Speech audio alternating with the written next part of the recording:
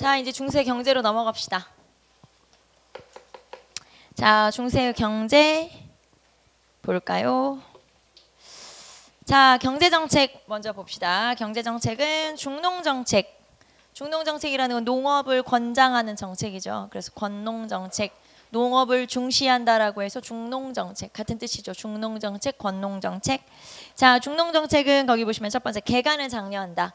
황무지, 그러니까 농사를 지을 수 없는 땅을 농사를 지을 수 있는 땅으로, 농경지로 바꾸는 걸 개간이라고 하고, 그렇게 개간을 장려해야 농경지가 늘어나겠죠. 그래서 개간 장려.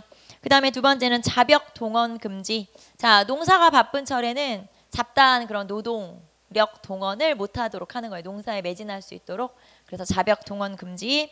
자, 그 다음에 농민 안정책으로는 재해를 당했을 때는 조세를 감면해주고, 또는 뭐 이자를 너무나 돈을 빌렸는데 이자가 원금보다 더 많다. 그럼 이자를 탕감해주는 그런 정책들. 그리고 의창 실시, 이런 것들은 농민을 보호하는 그런 정책이라고 볼 수 있죠. 그래서 권농정책 또는 중농정책 실시라고 볼 수가 있고요. 실제로 왕들이 아예 이런 농업을 장려하는 정책을 실시하기도 해서 거기 밑에 보시면 광종, 성종 나와 있죠. 성종 같은 경우는 호족의 무기를 걷어서 농기구로 만들어서 보급하기도 할 정도로 이렇게 농업을 중시하는 정책을 실시하기도 하죠. 자, 그 다음에 밑으로 가시면 상업과 수공업 나와 있는데, 상업과 수공업은 뒤에 더 자세하게 나올 거거든요. 상업 같은 경우는 서울에는 시전상인이라고 하는 게 있었고, 대도시에는 관영상점이라고 하는 게 있었어요. 그래서 상업도 꾸준히 성장하고 있고, 화폐를 만들었지만 유통은 잘 안 되죠. 그리고 수공업도 아주 대규모로 막 조선 후기처럼 이렇게 성장하지는 못했지만, 이때 뭐 관청수공업이나 소수공업 같은 것들이 존재하기도 하죠. 자, 그래서 수공업과 상업은 다시 나올 거니까 체크를 한번 해보도록 하고요. 이제 뒤에 나오면. 자, 그리고 밑에 보시면 국가 재정의 운영이라고 되어 있죠. 자, 세금을 거둘 때 가장 기본이 되는 거는 토지대장과 호적대장이에요. 그 토지대장을 양안이라고 하고, 호적대장, 인구대장은 당연히 호적이죠. 그래서 양안과 호적이 만들어져야 그걸 바탕으로 세금을 제대로 거둘 수가 있죠. 그래서 세금 정책의 기본이 되는 어떤 문서, 그런 것들은 호적, 양안이라고 하고요. 자, 한 장 넘기면 그러면 경제정책을 담당하는 관청은 어떻게 되냐. 자, 거기 보시면 관청별 역할이라고 해서 재정을 담당하는, 그러니까 돈이 왔다 갔다 하는 관청으로는 두 개. 하나는 육부 중에 하나인 호부가 있었고, 그 다음에 재정기구가 하나 더 있었어요. 3사. 그래서 호부와 3사가 재정을 담당하는 기구였었죠. 자, 그런데 물론 호부와 3사는 역할이 다르죠. 호부에서는 아까 세금의 기본이 되는 문서인 양안과 호적을 작성하는 역할을 하고요. 자, 그 다음에 3사에는 돈이 왔다 갔다 한다고 했죠. 그래서 화폐와 곡식의 출납, 직접 돈이 왔다 갔다 하는 역할을 하는 게 3사. 그래서 재정과 관련된 기구가 뭐냐 물어보면 호부 그리고 3사 이렇게 찾으시면 되겠죠. 자, 그 다음에 우리는 3번으로 내려갈게요. 봅시다. 자, 아이고. 자, 보시면 지금 우리가 하는 게 경제 파트잖아요. 제가 늘 얘기하지만 경제사에서 가장 중요한 거는 수치제도하고 토지제도예요. 경제사에서 가장 중요한 거 항상 어느 나라건 간에 가장 중요한 거는 수치제도하고 토지제도죠. 수치제도라고 하는 건 백성들이 국가에 세금 내는 거라고 했고, 그 다음에 토지제도라고 하는 건 국가가 관료한테 월급을 주는 거예요. 근데 그 월급을 토지의 형태로 주죠. 물론 실제로 토지를 주는 건 아니지만 수조권의 형태로 주기 때문에 이거를 토지제도라고 하죠. 자, 그래서 지금 현재 우리가 배우는 고려시대도 마찬가지로 수치제도하고 토지제도가 중요한데, 그럼 둘 중에서 뭐가 더 중요하냐? 고려시대에는 토지제도. 특히 토지제도가 고려시대 대표적인 토지제도가 전시과예요. 그래서 만약에 고려 경제에서 문제를 하나만 낸다 하면 전시과죠. 그렇기 때문에 전시과 제도의 변화, 우리 지금 이 시간에 이제 제일 중요한 건데 전시과 제도에 대해서 여러분이 잘 체크를 좀 해두시면 되고요. 자, 그 다음 중요한 게 수치제도니까 우리는 수치제도를 한번 살펴보도록 합시다. 세금은 항상, 수치제도는 세금 내는 제도니까 세금 내는 제도는 항상 세 가지로 정비가 됐다고 했죠. 그래서 하나는 전세, 하나는 공납, 하나는 역, 이렇게. 그래서 이거는 통일신라 시대와 크게 다르지 않아요. 우리가 앞에서 배웠던 시대랑 크게 다르지는 않다. 비슷하다. 자, 그러면 전세 봅시다. 전세는 토지에 대한 세금이고 쌀로 세금을 내겠죠, 당연히. 자, 그래서 쌀로 세금을 내는데 보통 얼마쯤 세금을 내냐? 10분의 1 정도 내죠. 자, 여러분 우리 앞에서 태조 때 취민 유도 정책 기억나요? 그게 10분의 1로 세금을 줄여주는 제도였죠. 그래서 수확량의 보통은 10분의 1을 세금으로 낸다. 자, 그럼 제가 지금 제 땅을 가지고 있어요. 요만큼 제 땅이라고 칩시다. 제가 땅을 가지고 있어요. 지금 이 땅의 주인이 되겠죠. 그러면 저는.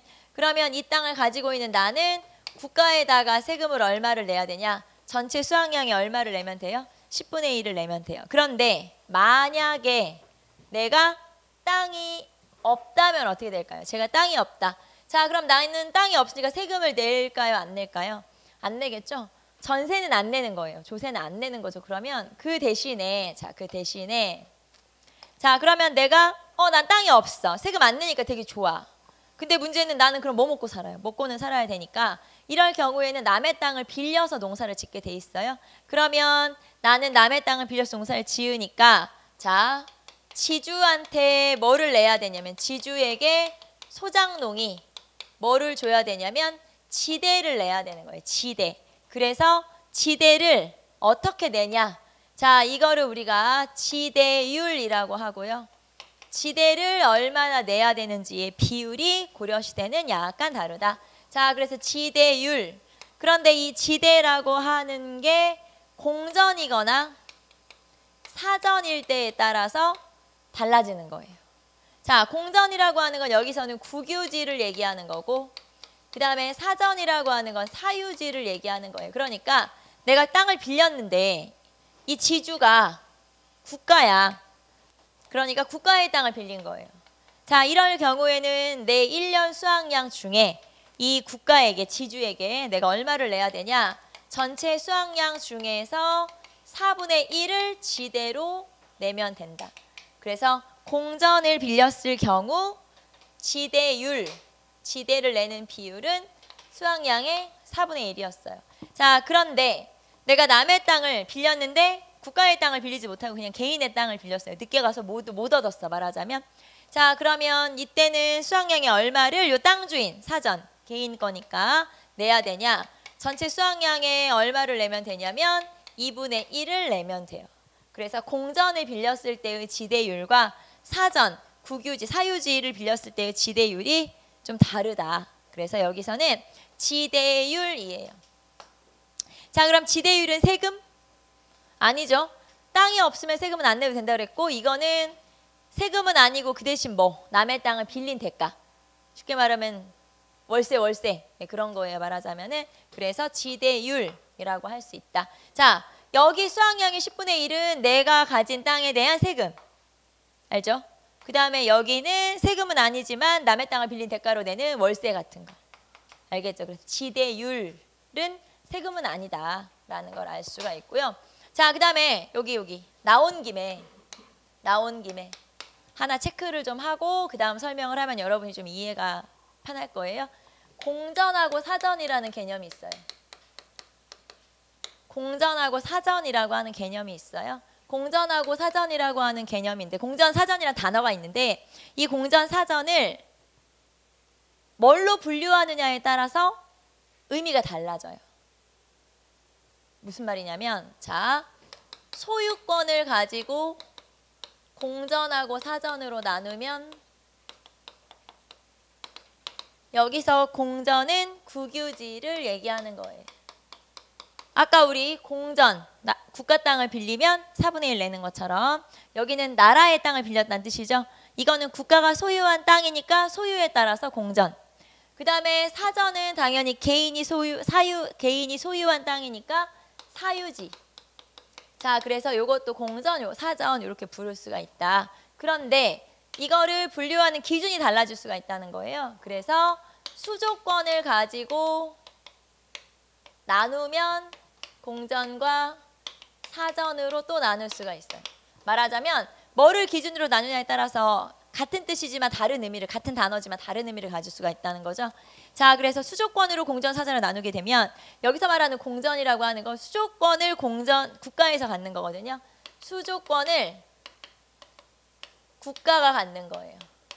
그러면은 내가 이만한 땅이 있는데 이 땅에 대한 수조권을 가진 사람에게 내가 세금을 내는 거거든요. 만약에 이 땅의 수조권을 국가가 가지고 있다면 나는 세금을 누구한테 내요? 국가에게 내는 거지. 수조권을 가진 사람한테 세금을 내는 거예요. 그런데 만약에 수조권을 개인이 가지고 있다. 여기서 개인이라고 하는 건 관리가 되겠고, 이 관리는 국가한테 수조권을 받은 거겠죠. 말하자면 이 수조권이 이 수조권. 그러면 나는 세금을 국가에 내는 게 아니라 이제 누구한테 내면 돼요? 개인에게 세금을 내면 되죠. 관리한테. 자, 그러면 이렇게 수조권을 개인이 가지고 있으면 이 땅은 뭐라 그래요? 사전이라고 하죠. 그래서 공전사전이라고 하는 단어는, 공전사전이라고 하는 단어는 만약에 나온다면 여러분이 맥락을 잘 살펴보실 필요가 있다. 무슨 말인지 알겠죠? 하지만 구별이 돼요. 그럼 어떻게 구별하지? 다 구별이 되게 돼 있어요. 보통은 이걸로 많이 써요. 이거. 보통은 이걸로 많이 쓰고, 아니면 요 경우에만 요 지금 국유지 사유지에서 4분의 1이냐 2분의 1이냐 요때만 이걸로, 나머지는 요걸로. 알겠죠? 근데 이렇게만 무조건 알아두지 마시고 맥락을 살펴봐야 돼요. 그 문장을 읽어보고 질문을 읽어보고 이게 뭘 물어보는 건지, 그러니까 이걸 물어보는 건지, 소유권을 가지고 국유지냐 사유지냐를 물어보는 건지, 아니면 수조권을 가지고 세금을 국가에다 내는 땅이냐 아니면 세금을 개인에게 내는 땅이냐 이걸 물어보는 건지 맥락을 살펴볼 필요가 있다. 알겠죠? 그래서 같은 단어지만 의미가 다를 수가 있다. 뭐를 기준으로 물어보느냐에 따라서 이렇게. 그래서 공전사전이라고 하는 건 이렇게 두 가지 기준을 가지고 나눌 수가 있다라는 거예요. 자, 어쨌든 다시 여기로 돌아오면 공전, 사전, 그래서 지대가 달라지는 거죠. 자, 그 다음에 공납으로 갑시다. 자, 공납이라고 하는 건 집집마다, 즉 호마다, 가호 또는 민호, 집이에요. 집집마다 뭘 내는 거냐? 특산물로 세금을 내는 거예요. 집집마다 특산물로 세금을 내는 건데, 자, 그러면은 이때 특산물은 다시 나눌 수가 있어요. 어떻게 나누냐?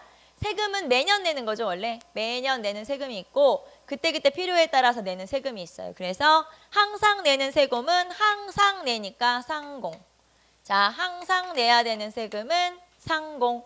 자, 그 다음에 가끔 예를 들면 뭐 중국에서 사신이 왔어. 사신을 대접해야 돼. 뭐가 필요해. 이런 경우에는 또 별도로 내야 되는 세금이 있어요. 그런 걸 별공.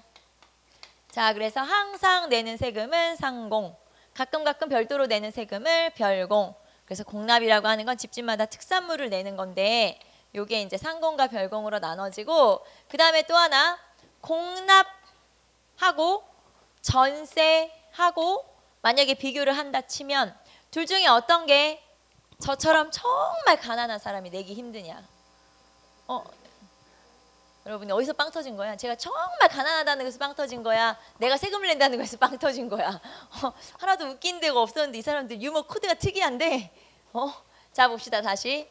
정말 가난한 농민 같은 경우는 제가 만약에 땅이 없다고 칩시다. 그러면은 나는 땅이 없으니까 뭐는 안 내도 돼요. 전세는 안 내도 되는 거예요. 땅이 없는 경우엔 전세를 안 내도 되죠. 하지만 공납은 집집별로 집집마다 내는 거죠. 그러니까 내가 이 마을에 살고 있는 한, 내가 지금 이 고려라는 나라에 살고 있고 우리 마을에 살고 있는 한 꼭 공납은 내야 되는 거예요. 집집마다 내는 세금이니까. 그러면 나처럼 가난한 경우에는 전세하고 공납 중에 어떤 걸 더 내기가 힘들까요?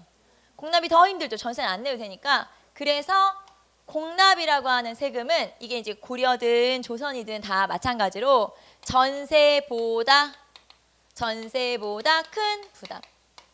나는 전세하고 공납 중에 공납 내는 게 더 힘들어. 그런 뜻이에요. 전세보다 큰 부담이 된다. 공납은 항상 전세보다 큰 부담이 된다. 라는 걸 알 수가 있죠. 자, 그래서 283페이지 밑에 보시면은 공물의 특징까지 나와 있고요.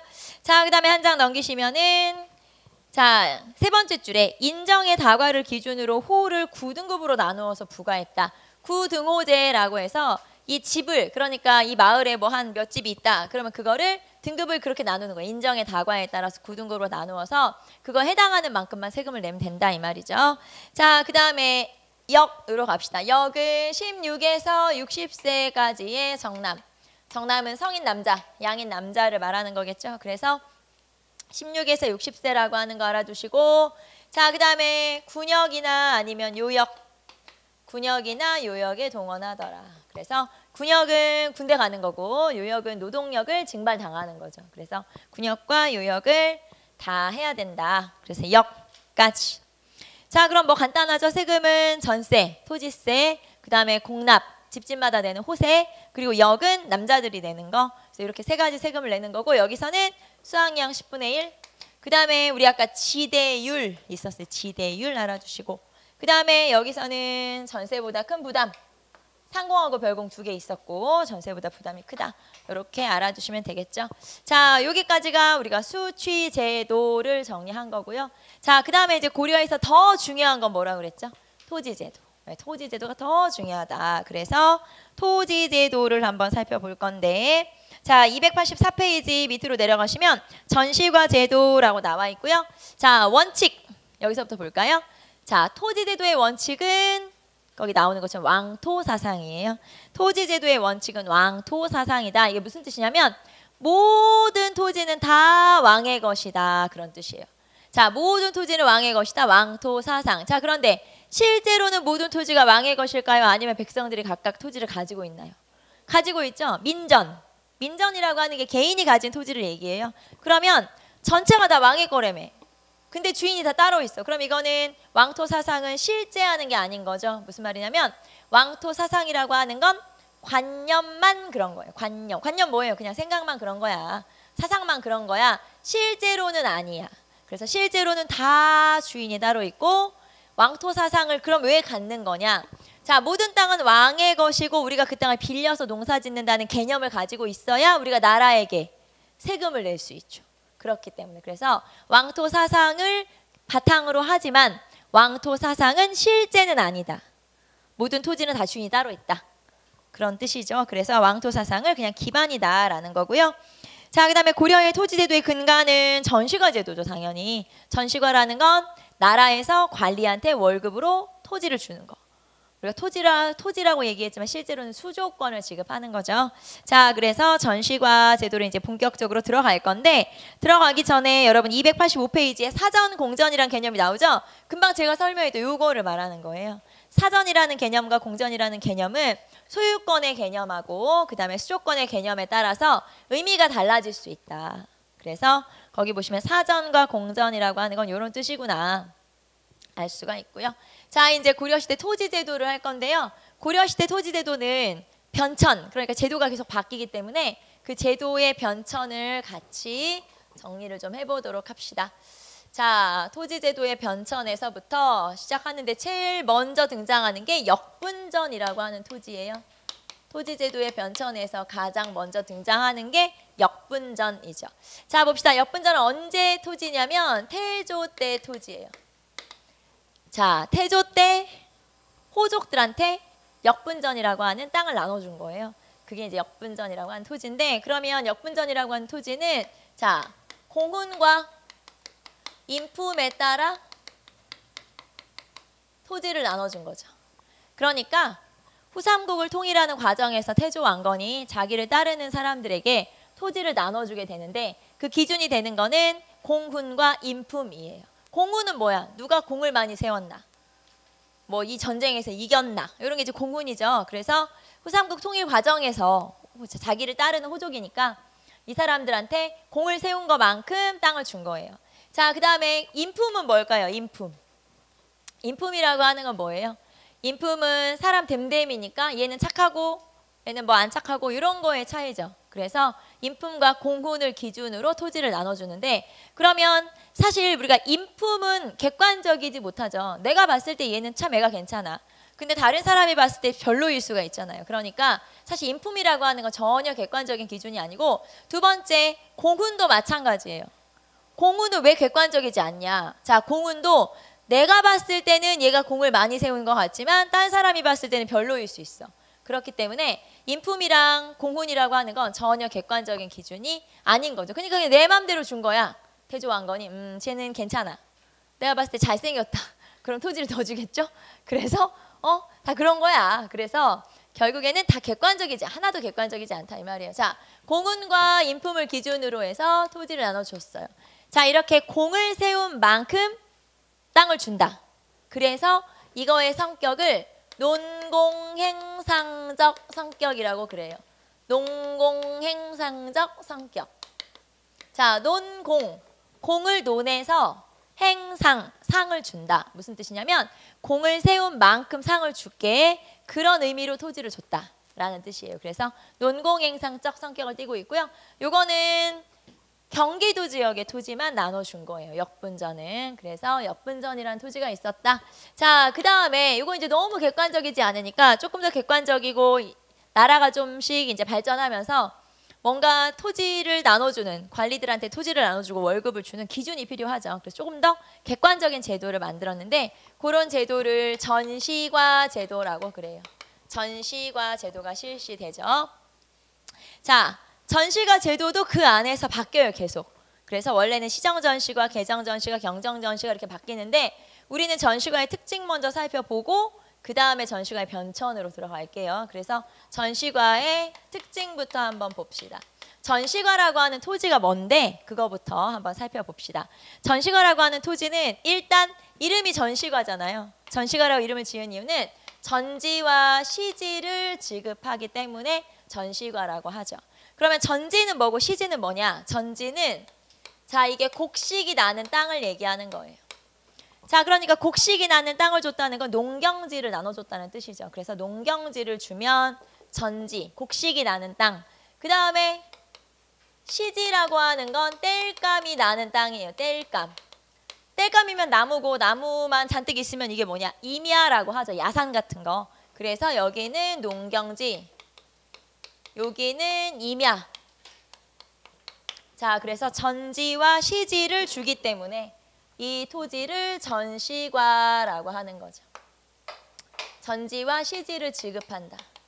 자, 두 번째. 지금 우리가 여러분하고 제가 얘기하면서 계속 뭐를 나눠줬다고 얘기했냐면 토지를 나눠준 건데 실제로는 이 토지를 너 가져 이렇게 준 적은 한 번도 없어요.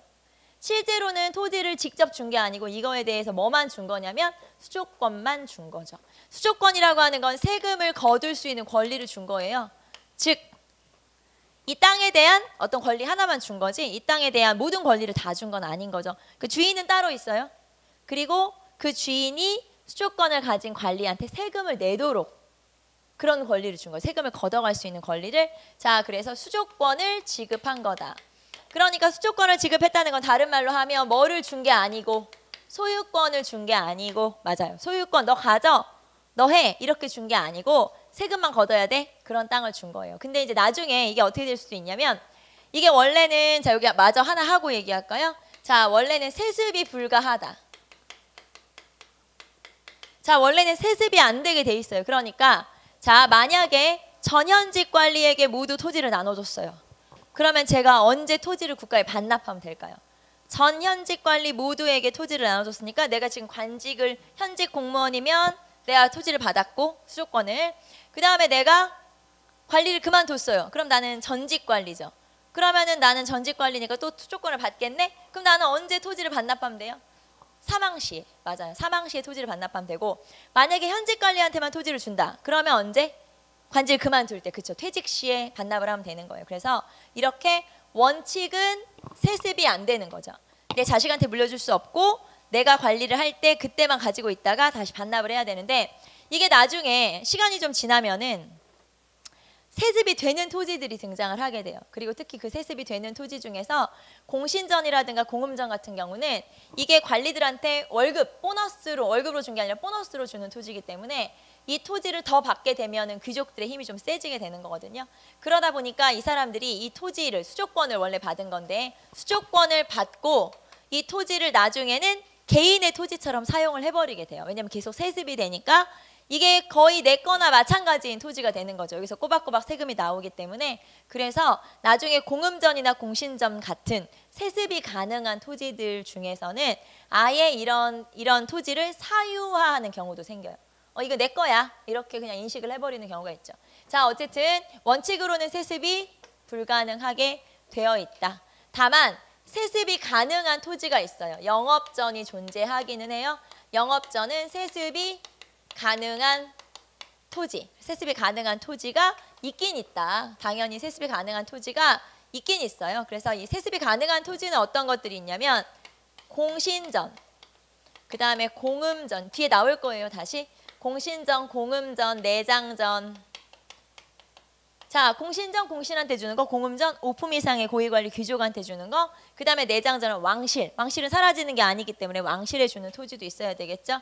자, 그 다음에 외역전이라고 해서 향리에게 지급하는 토지가 있고, 군인전이라고 해서 2군 6위의 중앙군에게 지급하는 토지가 있어요. 그래서 이런 토지들은 세습이 가능하다.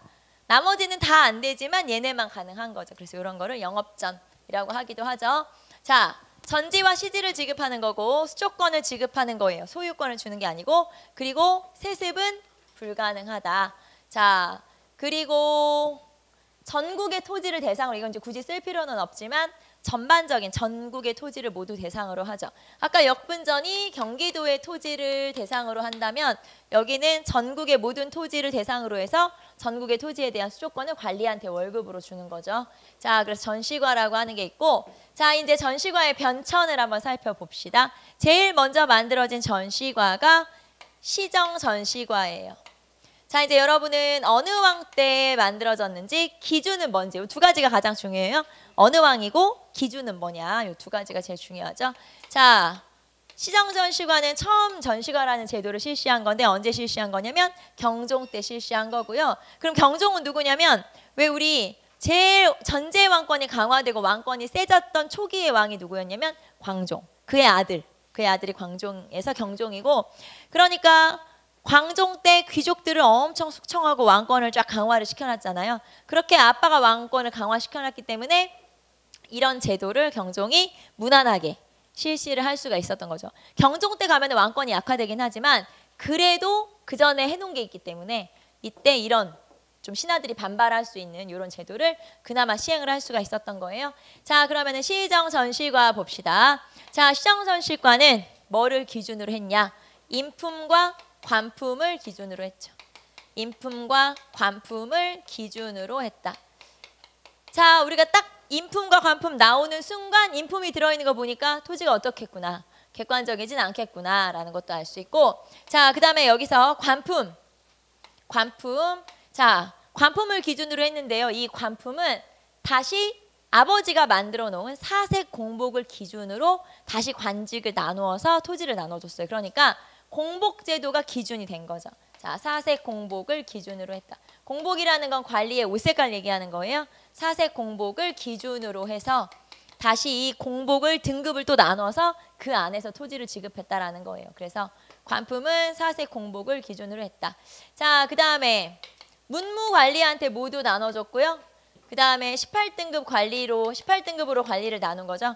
자, 정일품부터 정일품, 종일품, 그리고 쭉 내려오면 정구품, 종구품까지 쭉 등급을 나누면 18등급이에요. 그래서 18등급에 문무관리한테 나눠줬고, 그 다음에 직상관에게 모두 나눠줬죠. 18등급, 그 다음에 문무관리한테 나눠줬고, 그 다음에 직산관에게 나눠줬어요. 직상관이라는 건 직관, 현직, 상관, 전직 이렇게 보시면 돼요. 그래서 18등급의 문무, 직상관들에게 모두 토지를 지급했었다.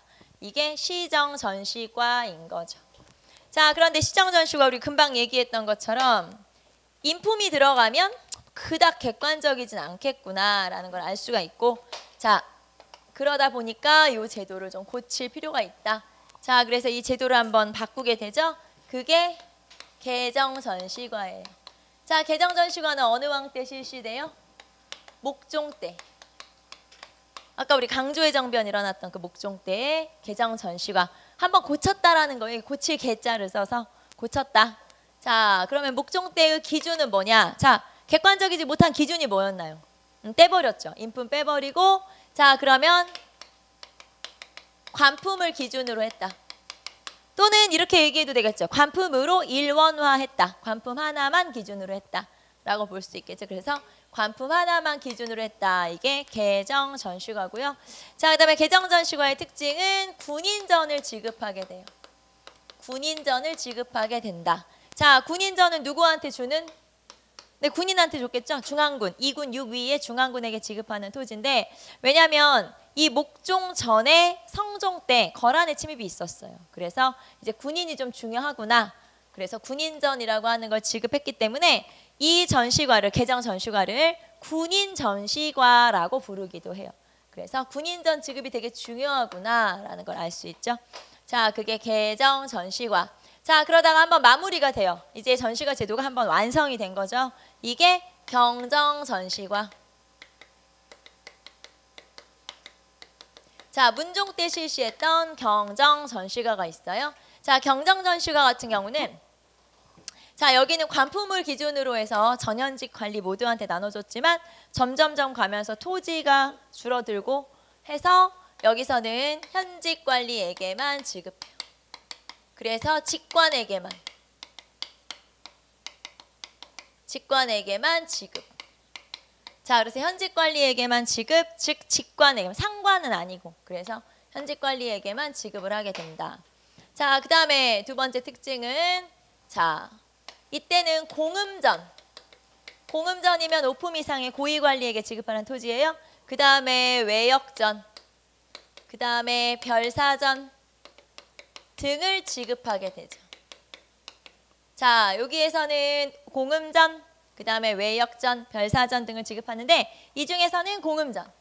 그래서 우리 앞에서는 여기를 군인전시과라고 한다고 그랬고 여기는 공음전시과라고 표현을 쓰기도 해요. 그래서 여기 공음전 지급이 중요하고 여기는 군인전 지급이 중요하고. 자, 그 다음에 세 번째 특징. 자, 세 번째 특징은 한회과가 폐지가 돼요. 한회과가 폐지된다. 한회과라고 하는 건 문무 18등급 이외의 또 다른 관직 체계가 있었어요. 그런데 그 또 다른 관직 체계를 18등급으로 흡수를 시켜버려서 다 포함을 시켜버린 거죠.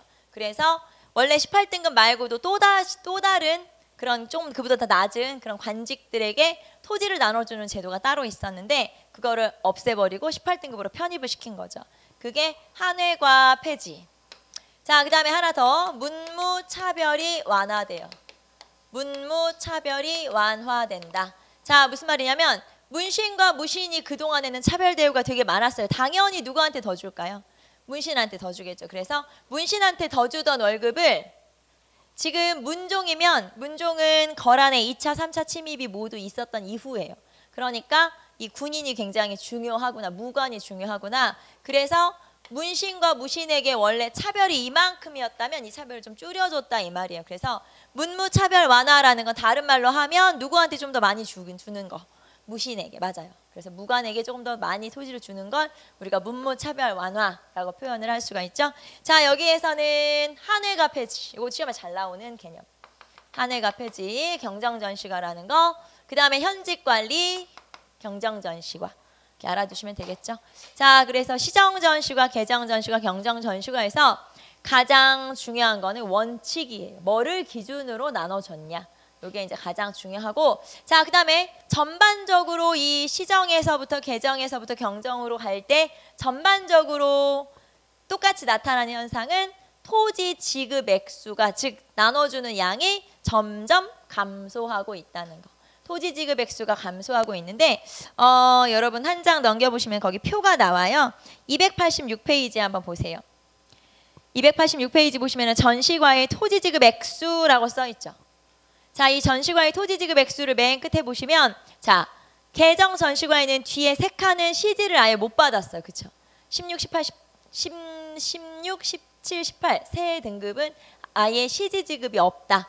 자, 그 다음에 경정 전시과로 넘어오면 한 칸 더 못 받죠. 그래서 15, 16, 17, 18 등급은 아예 시지 지급이 줄어들고 있다. 그래서 전반적으로 토지 지급 액수가 줄어드는 것뿐만 아니라 아예 시지를 지급하지 못하는 그런 관직도 등장을 하는구나. 자, 그러면 전반적으로 봤을 때 공통적인 현상은 토지 지급 액수가 감소하고 있어요.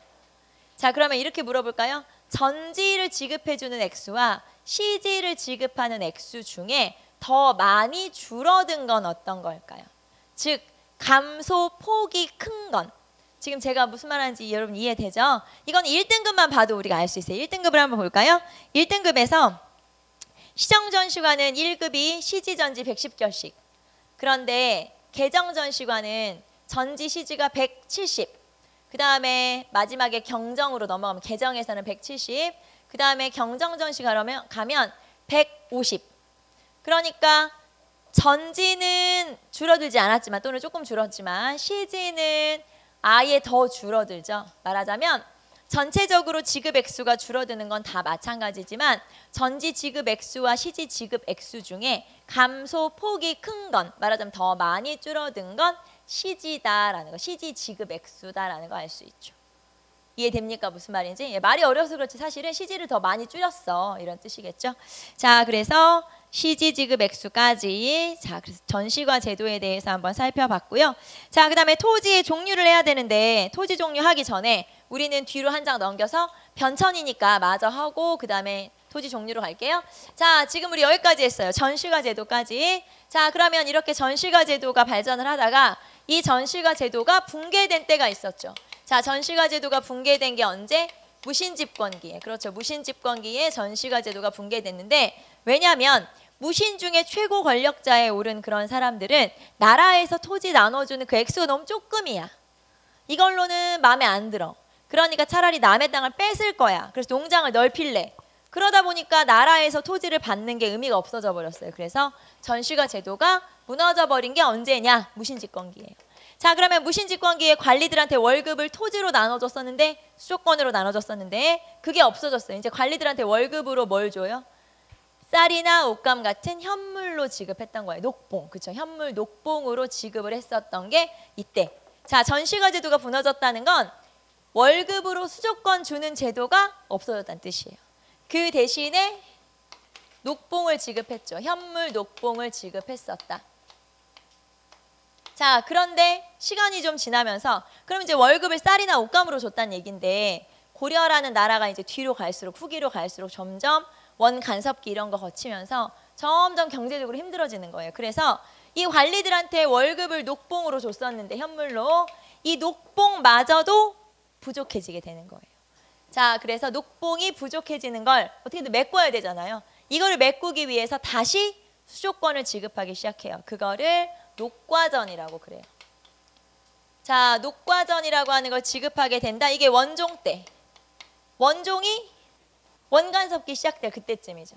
그래서 요때쯤 이 녹봉이 부족해지는 거를 충당하기 위해서, 자, 녹봉의 부족분을 충당하기 위해서, 녹봉의 부족분을 충당하기 위해서, 보완하기 위해서 다시 뭐를 지급해요? 수조권 지급. 다시 수조권을 지급하는 제도가 실시되었다. 물론 이건 어느 지역의 수조권만 나눠줬냐면 경기 8현의 수조권만 나눠줘요. 즉 경기도 지방의 토지에 대해서 수조권을 부족한 월급으로 나눠줬다. 그 말이에요. 그게 녹과전 지급. 자, 그 다음에 원간섭기로 넘어가죠. 이제 원간섭기로 가면 권문세족들이 자기들이 마음대로 토지를 넓혀서 농장을 경영하는 경우가 많아졌어요.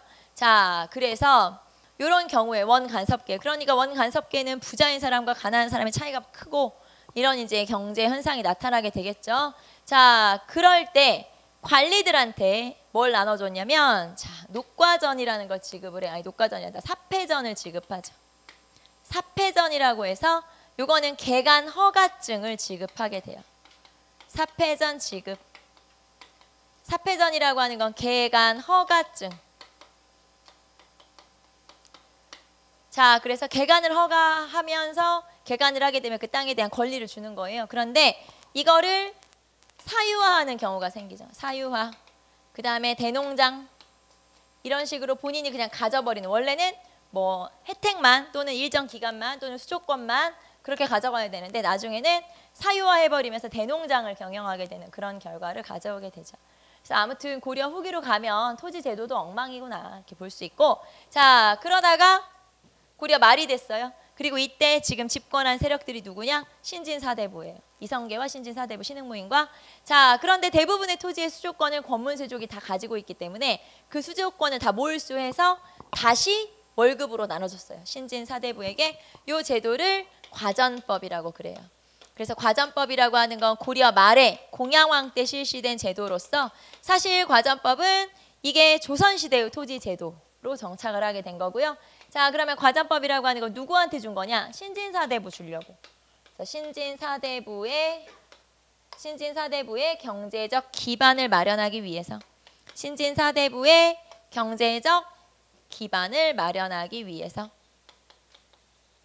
자, 이렇게 실시된 제도가 과전법. 그리고 과전법은 조선시대 토지 제도인 거죠.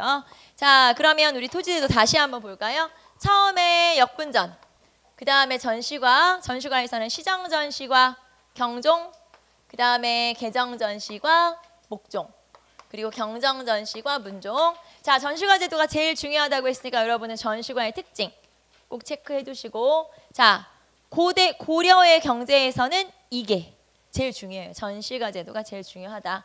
시험에 경제에서 하나만 내라. 그럼 무조건 전시과예요. 전시과는 꼭 체크를 해두실 것. 자, 그 다음에 전시가 붕괴된 거 무신집권기, 그 다음 녹과전이라고 하는 좀 특이한 제도가 있었다라는 거 나머지 한번 알아두시고, 자, 그 다음에 이제 토지제도에서 마지막 287페이지 한번 펴보세요. 287페이지가 토지의 종류예요. 말하자면 토지를 받는 대상에 따라서 토지의 명칭이 달라지게 되죠. 자, 예를 들면 내가 공무원인데 그냥 나는 월급을 받고 있어. 그냥 평범하게 월급. 그런 걸 과전 또는 전시과라고 그래요. 그래서 관리들한테 월급으로 나눠주는 토지는 과전, 전시과. 자, 그 다음에 동그라미 2번으로 내려가시면, 그러면 5품 이상의 고위관리에게만 따로 주는 토지는 뭐라 그래요? 그건 공음전. 그러니까 내가 만약에 공무원인데 내가 공무원 하면서 월급을 받고 있겠죠? 그런데 5품 이상으로 올라가면 나는 또 뭘 받는 거예요? 플러스 공음전. 플러스 공음전. 그리고 내가 만약에 공신으로 책봉됐어요. 그럼 나는 플러스 공신전. 그래서 이런 식으로 이제 귀족의 경제 기반이 되는 거죠. 자, 그래서 공음전. 그리고 공음전 같은 경우는 거기 보시면 자손에게 세습할 수 있다. 세습이 가능한 토지. 아까 영업전이라고 했었죠. 그래서 공음전. 자, 그 다음에 3, 4, 5, 6, 7, 8 쭉 나와 있는데 일단 2개 체크하고 갈게요. 왜냐면 요 2개가 토지의 종류에서는 시험에 가장 많이 나오는 토지. 가장 많이 나오니까 여러분은 어떻게? 무조건 해야 돼? 무조건 암기. 알겠죠? 그 2개가 뭐냐면 한인전, 구분전. 이렇게 2개 체크해 보세요. 한인전, 구분전. 이 2개가 되게 잘 나오는 토지고요. 요거는 바꿔서 나오기도 해요. 한인전의 의미와 구분전의 의미를 바꿔서 나오기도 하죠. 자, 그럼 한인전 먼저 볼까요? 한인전은 6품 이하의 하급 관리의 자재 중 아직 관직에 오르지 못한 사람에게 지급하는 토지. 그러니까 이런 거죠. 우리 아빠가 6품 이하야. 하급 관료야. 그런데 아빠는 안 계시고 나만 있어. 근데 내가 생계 유지가 안 돼. 그러니까 나 같은 사람한테 나라에서 생계 유지를 할 수 있게 토지를 빌려주는 거예요. 말하자면 토지를 지급하는 거죠. 요렇게 한인전, 6품 이하의 하급 관리의 자재 중 아직 관직에 오르지 못한 사람에게 지급하는 토지를 한인전이라고 하고, 자, 그럼 제가 한인전을 받았어요. 먹고 살고 있어. 근데 열심히 공부해가지고 과거 시험에 합격을 했네. 자, 그러면 나는 나라로부터 받았던 한인전은 반납. 그 대신 국가로부터 나는 이제 공무원이 됐으니까 뭘 받으면 돼요? 전시과, 과전을 받으면 되죠. 그래서 한인전이라고 하는 건 하급 관료의 자제의 생계 유지를 위해서 나눠주는 거죠. 그래서 관인 신분의 세습을 위해서 나눠주는 거다. 자, 그 다음에 하급 관료와 군인의 유가족에게 지급하는 토지가 구분전. 그건 구분전. 다시 볼게요. 중앙군의 거기 하급 관료와 군인의 유가족에게는 구분전을 지급하여 생활 대책을 마련해 주었다. 그러니까 6품 이하 하급 관리 자재 한인전, 그 다음에 유가족 들어가면 구분전. 이렇게 구별하시면 되죠. 유가족, 구분전. 자, 그 다음에 군인전, 2군 6위의 하급 관리가 그 중앙군, 그 다음에 내장전, 왕실, 공회전, 관청, 사원전은 절, 그리고 외역전은 향리, 공신전, 공신, 별사전은 승려. 그러니까 절에게 주는 건 사원전, 스님 한 명 한 명한테 주는 거는 별사전 이렇게 구별할 수 있죠. 자, 그 다음에 민전은 그냥 개인의 토지라는 뜻이고 일반 토지, 개인 백성들이 가진 토지. 그래서 이런 토지들이 있다라는 걸 알 수가 있고요. 요거 하나만 정리를 좀 해볼까요? 여러분 다 이해하고 있으니까 이제 자 봅시다. 내가 이만한 땅을 가지고 있는 농민이에요. 그러면 나는 국가에게 뭘 내야 되냐? 세금을 원래 내야 되죠. 왕토 사상이니까 세금을 내야 되는데 국가에서 관리에게 월급을 줘야 되기 때문에 이 월급을 농민 A의 토지인 A가 주인인 이 토지의 수조권을 관리에게 월급으로 준 거예요. 이렇게. 자, 그러면 농민 A는 이제 세금을 국가에 내는 게 아니고 세금을 누구한테 내요? 관리한테 내는 거죠. 세금을 관리한테 낸다. 자, 이런 개념이라고 생각하시면 돼요. 자, 그러면 이제 여기서 이 토지의 종류만 한번 구별을 좀 해봅시다. 자, 무슨 말이냐면 자, 이 땅은 농민이 가진 토지예요. 그래서 원래 개인이 가진 토지를 민전이라고 하죠. 그럼 이 토지는 농민이 개인적으로 가진 토지니까 민전. 자, 그 다음에 이거를 소유권으로 나누면 공전이에요? 사전이에요? 소유권이라는 건 국유지냐 사유지냐 물어본 거죠. 그러면 얘는 개인이 가진 토지라고 했으니까 사유지니까 뭐예요? 사전이 되겠죠. 사전. 자, 그 다음에 요건 이제 헷갈리니까 이렇게 써봅시다. 소유권으로 나누면 사전이야. 개인 거니까. 자, 그 다음에 이 농민은 세금을 국가에 내고 있어요? 아니면 관리에게 내고 있어요? 관리에게 내고 있죠. 그럼 이거는 수조권으로 하면 공전일까요? 사전일까요? 자, 요거는 사전. 이거는 수조권으로 하면 사전이죠. 그래서 수조권으로 하면 사전, 소유권으로 하면 사전, 그리고 백성이 가진 토지니까 이런 땅을 민전이라고 하죠. 그래서 이렇게 구별할 수 있고, 그러면 민전은 공전이에요? 사전이에요? 수조권으로 나눌 때 민전은 공전일까요? 사전일까요? 의견 분분하고 되게 좋은데 되게 의견 분분해. 좋아. 자, 공전일까요? 사전일까요? 이게 공전이냐 사전이냐고 딱 말할 수는 없죠.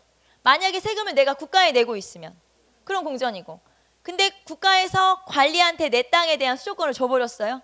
그러면 내 땅은 뭐가 돼요? 사전. 그러면 민전은 공전이냐 사전이냐? 공전일 수도 있고 사전일 수도 있지. 그건 모르는 거지. 봐야 알지. 수조권을 누가 가졌는지. 그래서 딱 민전이 공전이다, 민전이 사전이다. 그런데 이제 민전은 개인이 가진 토지고 고려시대에 기반이 되는 거기 때문에 일단 공전이라 치고, 그리고 나서 수조권을 개인한테 주면, 국가 관리한테 주면 요거 이제 사전이 되는 그런 개념이죠.